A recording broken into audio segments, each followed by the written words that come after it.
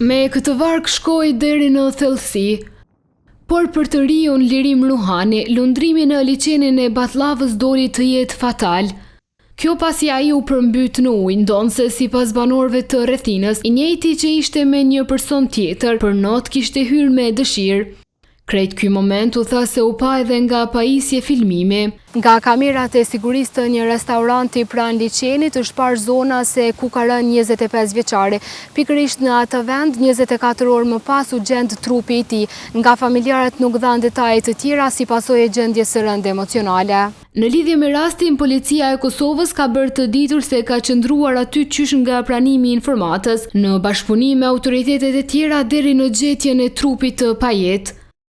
Dje më njëherë pas pranimit të informatës janë angazhuar të gjitha njësitë relevante policore, si dhe njësitë e tjera të kërkim shpëtimit me qëllim të lokalizimit të personit, kurse sot pas përpjekjeve nga ekipi i kërkimit dhe shpëtimit, personi është arritur të nxirret nga uji. Ekipi mjekësor në vendin e ngjarjes ka konstatuar se i njëjti është pa shenja jete.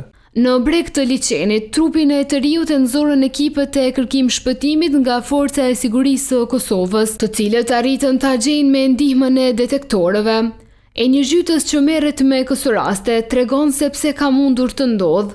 Incidentet të tilla zakonisht ndodhin kur trupi është shumë i nxehur, ka arritje në temperaturë të lartë dhe futemi pa u akomodu apo pa e pas një ambientim me ujin. Trupi i 25 vjeçarit është dërguar në Institutin e Mjekësisë Ligjore për obduksion.